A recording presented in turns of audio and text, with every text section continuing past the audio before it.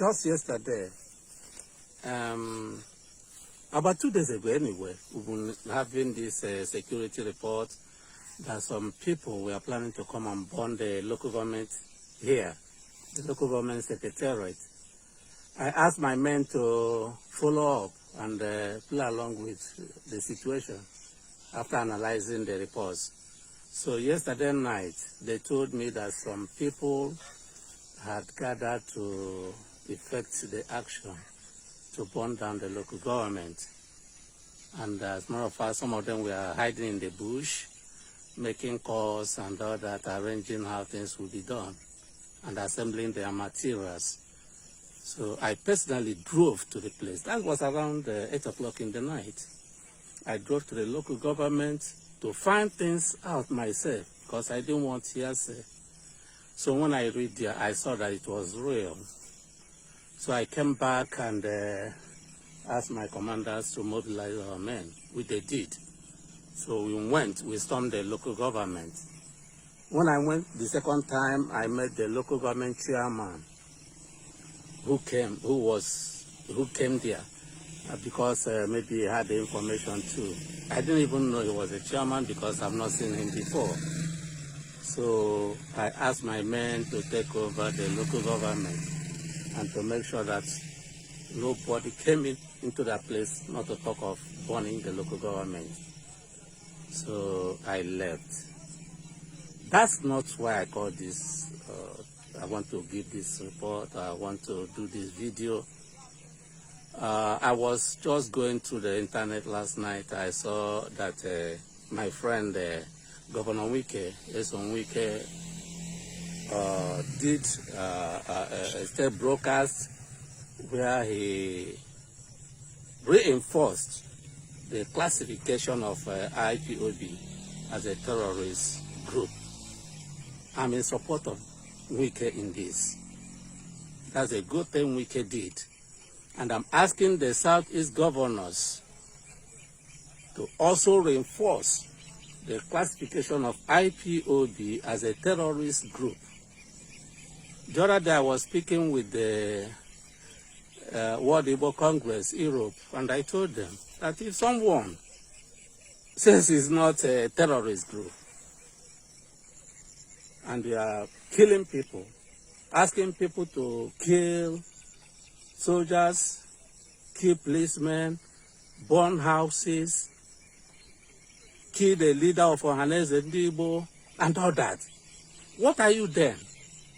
If you say you are not a terrorist organization, what are you? You tell us what you are. So they have shown, IPOB has shown that they are a terrorist group. And they should be dealt with as a terrorist group.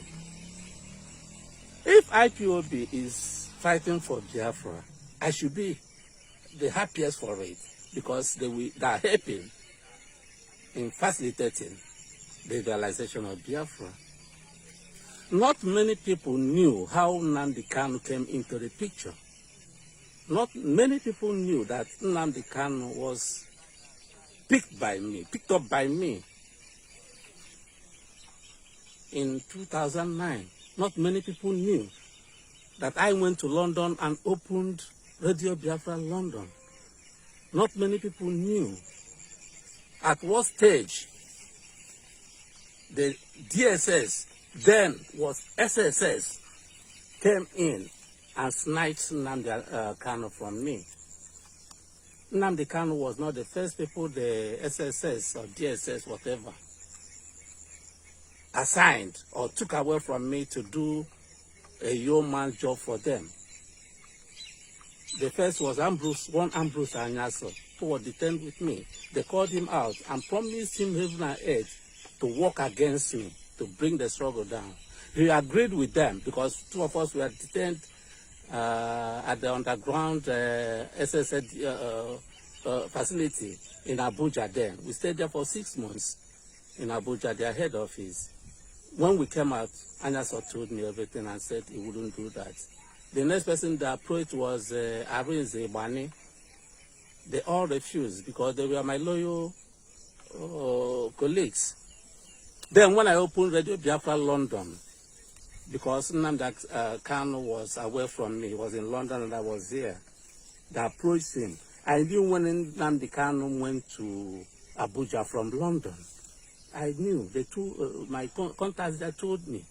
Since then, he started working for them. Not many of his members knew that, or still know today that Nnamdi Kanu is not working for Biafra. They don't know. They harassing others and insulting people, insulting me.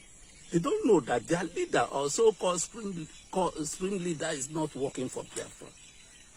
But one day, the truth will come out. They will know. He's not working for Biafra. I'm not jealous of him. He's not nothing to me. Okay, what bothers me is how he is putting our youth in a harm's way. Our youth are being killed on a daily basis in their numbers. Last night I was asking myself, these boys now who were in the bush by midnight, trying to come and bomb, scatter the local government, burn the local government. Suppose something happens to them there. Suppose they have a snake bite, or that the military men came in and shot at them and they died. They will die just like that. For somebody who is working his own. Along the line, he fell out with the federal government. Because this is an incorrigible fellow I know so well. You can never satisfy him monetarily. He fell out with the federal government. They are quarreling. The other day, he was telling his members how he went to Sierra Leone, from Sierra Leone to Israel, blah, blah, blah. He told them that the ones he wanted to tell them. But he never told them how he got the documents to travel. Because the judge told us that she had her documents, Nigerian passport and the British passport. At what stage were those passports given to him? When he went to Sierra Leone, which document did he use to travel to Israel? He's an agent. He's an agent. But not many people know. But that doesn't bother me. What bothers me is what he talks. Things he knows he cannot do. He wants to instigate riots, destabilization. And that's what he wants. Okay, take for instance, what he said about SARS or whatever. SARS. He wasn't part of the game. But he came to take over. Like he took over my Radio Biafra, London. He wasn't the person who formed IPOB. It was Emeka and the late Ikedife that floated IPOB, Indigenous People of Biafra. They contacted him to use Radio Biafra to propagate their ideas, to let the world know about them. As for the purpose I set up the radio itself. Nnamdi Kanu came up to say that the saboteurs, after they had given him everything, the platform, he took over the platform from them and said they were saboteurs, that he is the supreme leader. That's what he is doing now. He has seen that the organizers of the program, what do you call it? NSAS, that have succeeded in making an impact, has come to hijack it to mean or to seem as if he was the organizer. Now he's talking about revolution. Revolution for the youth. Which youth? Nigerian youth. That means you are no more talking about Biafra. That means you are no more the supreme leader of Indigenous People of Biafra. Now we are talking for the whole Nigerian youth, propagating a revolution for the whole Nigerian youth, saying that Buhari must come and speak in both English and Fufudu. What does that have to do if you are looking for Biafra? You are now working for Nigeria. As what? As a head, you want to be the head of state of Nigeria now. You don't want to be the supreme leader of Biafra again. So people should understand Someone was saying Igbo leaders should assure Yorubas that Nnamdi Kanu is not speaking for Ndigbo. How can Nnamdi Kanu speak for Ndigbo?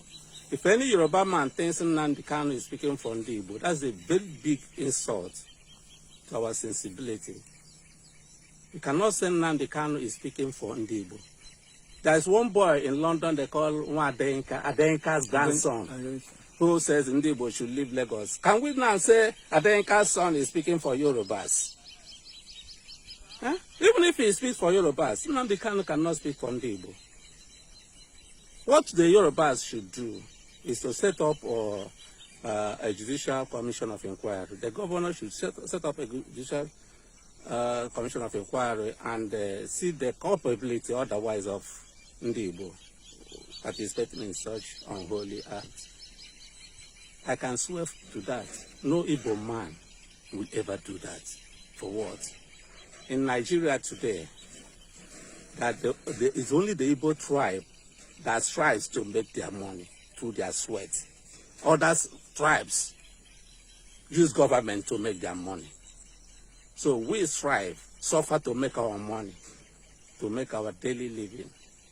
We can never try to destroy another person's property because we know how we suffer to make money, to invest.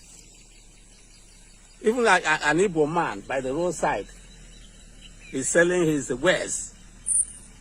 He has no time. He cannot abandon his wares to enter Oba's palace or to go burn somebody's property. So you do the inquiry and find out if it is true that Ndigbo took part in such dastardly act. The man who is speaking in London, you look at him very well and see if he's making any sense. The way he was talking, you have the clips of his videos, and you think and reason whether that is how a reasonable man talks or somebody whose brain is intact. I have on a very good record and information that his senior brother, immediate senior brother, died of madness. Go to his Afaruku and find out whether it is true. And he is aware of all these speculations. He has not denied it. As a leader of an organization, I have my cells everywhere in Igbo land. Any information I want, I have it within seconds. His senior brother, the senior brother of Nnamdi Kanu, immediate senior brother, died of madness. Died of madness. Clinically. Then look at how he reasons, how he talks on the radio.